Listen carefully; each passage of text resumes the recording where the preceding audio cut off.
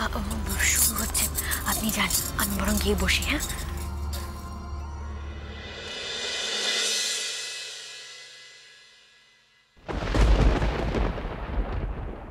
কোথায় গিয়েছিলে? ওই একটু। এখন তো নাম বলবে। এবার নাম ঘোষণার পালা। আমি অত্যন্ত আনন্দের সঙ্গে জানাচ্ছি, চূড়ান্ত বাছাই পর্বে যারা নির্বাচিত হলেন, মানে যারা ফাইনালিস্ট, যারা ফাইনাল পর্বে চলে গেলেন, তাদের মধ্যে প্রথম নামটি হচ্ছে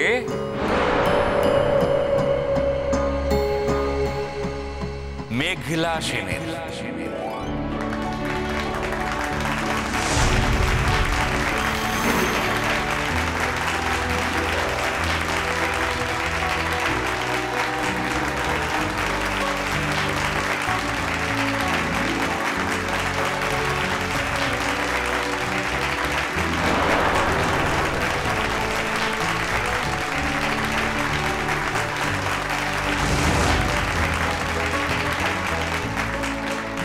মেঘলা যে প্রথম কোনো প্রতিযোগিতায় চূড়ান্ত পর্বে মনোনীত হলেন তাই নয়, এর আগেও ইতিমধ্যে যে যে জায়গায় সে নাম দিয়েছেন প্রত্যেক জায়গাতেই সে প্রথম স্থান অধিকার করেছেন।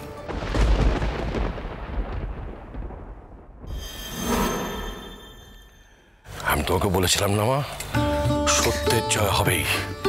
আমি বলেছিল তো কথাটা। টুয়া কিন্তু আজ খুব ভালো গেয়েছিল দিদিভাই। না, মেঘলার থেকে নিশ্চয়ই ভালো গায়নি, তাহলে তো টুয়াই ফার্স্ট হতো। না না, অবিন্দার ব্যাপারটা তো একটু যাই হোক। আচ্ছা, কি বলছিস তুই? কি বলতো? কি বল? মেয়েটা তো এবারে ফার্স্ট হলো। হ্যাঁ, গানে ওকে কেউ কিন্তু বিট করতে পারবে না।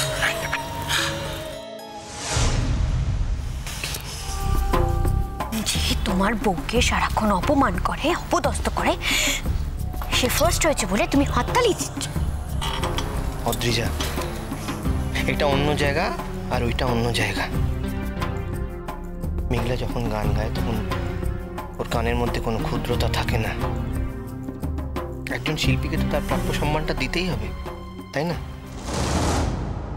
আজ এই সঙ্গীত প্রতিযোগিতায় দ্বিতীয় স্থান অধিকার করেছেন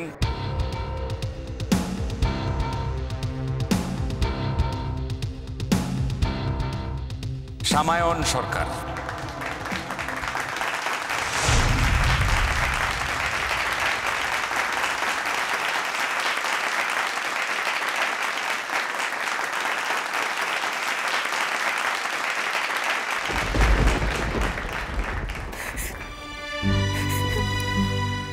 তুমি এভাবে রিঅ্যাক্ট করছো কেন? এখনো তো সবকটা নাম ডিক্লেয়ার করা হয়নি, একটু ধৈর্য ধরো প্লিজ। আর তৃতীয় স্থানে রয়েছেন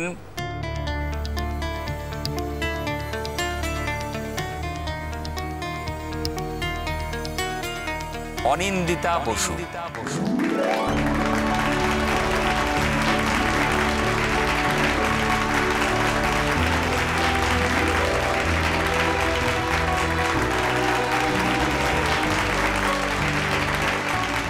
কংগ্রাচুলেশনস টুয়া।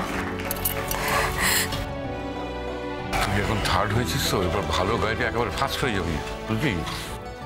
আমি এখানেও হেরে গেলাম জেঠুন মেঘলার কাছে, ফার্স্ট হতে পারলাম না। আমি ইচ্ছে করে অপমানিত হলাম। কেন এলাম আমি এখানে? তো এত বড় একটা কম্পিটিশনে তুমি থার্ড হয়েছো, তারপরে তুমি খুশি না? তোমার নাম তো ফাইনাল পর্বে উঠেছে, কি এভাবে রিঅ্যাক্ট করছো কেন? মেঘলার নাম যখন ঘোষণা করছিল তুমি তো জোরে জোরে হাততালি দিচ্ছিলে। হ্যাঁ, দিচ্ছিলাম। টুয়া, মেঘলা আমার শত্রু নয়, মেঘলা আমার স্ত্রী। মেঘলার আনন্দে আমার দুঃখ পাওয়ার মতন তো কিছু হয়নি। এরপর রয়েছে সোমনাথ সেনগুপ্ত, নিখিলেশ মুখার্জি,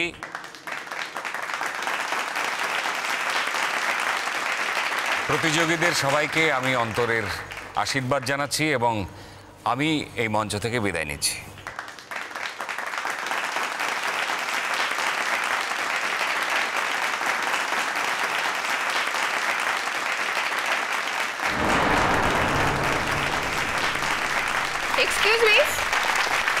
এক্সকিউজ মি, আমার কিছু বলার আছে।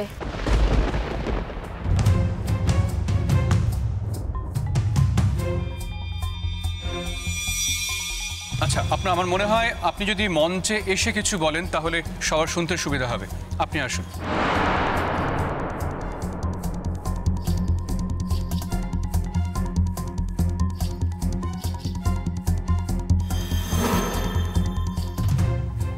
আসুন।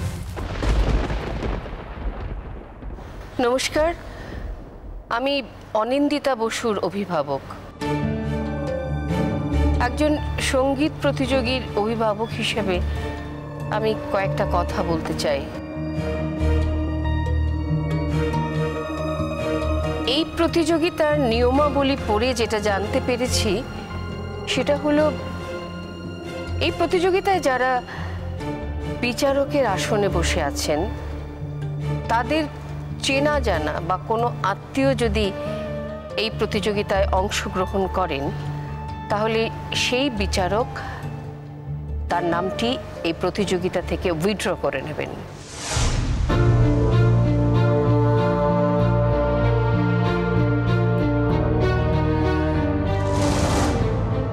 এখানে এসে আমি জানতে পারলাম যে বিশিষ্ট সঙ্গীত শিল্পী তথা এই প্রতিযোগিতার অন্যতম বিচারক শ্রী অবিন মজুমদার আসলে মেঘলা সেনের মামা।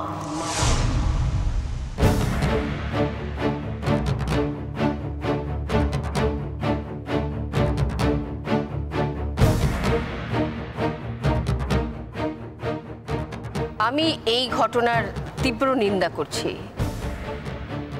এখন স্বভাবতই আমার মনে প্রশ্ন এসেছে, তাহলে কি এখানে ফেয়ার জাজমেন্ট হবে?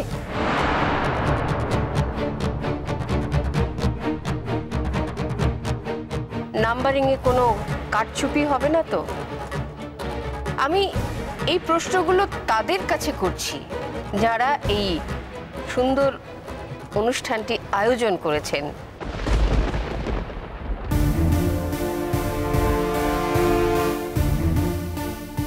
সেই আয়োজকরা যদি কোনো স্যাটিসফ্যাক্টরি উত্তর দিতে না পারে তাহলে আমার মেয়ে অনিন্দিতা বসুর নাম আমি এই প্রতিযোগিতা থেকে উইথড্র করে নেব।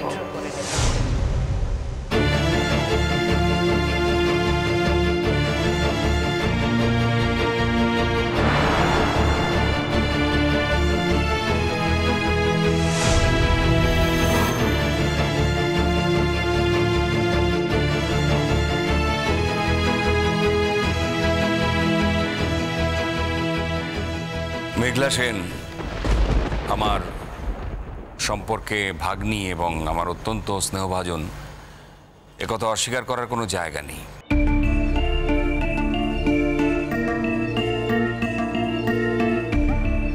আর আমার পক্ষে জানা অসম্ভবও ছিল না যে মেঘলা এই প্রতিযোগিতায় নাম দিচ্ছে।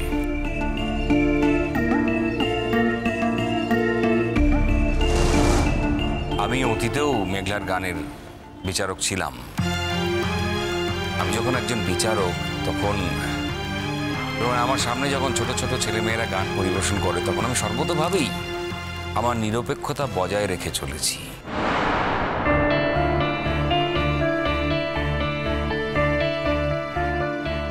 অতীতে এ নিয়ে কোনো প্রশ্ন ওঠেনি।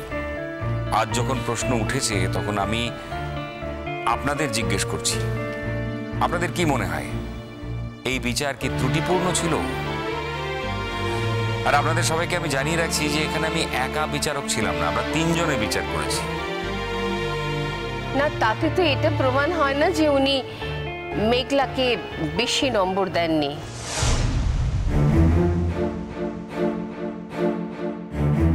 বা এই সম্ভাবনাও উড়িয়ে দেওয়া যায় না যে ওনার বেশি নম্বরের জন্যই হয়তো মেঘলার গড় নাম্বারটা বেড়ে গেছে।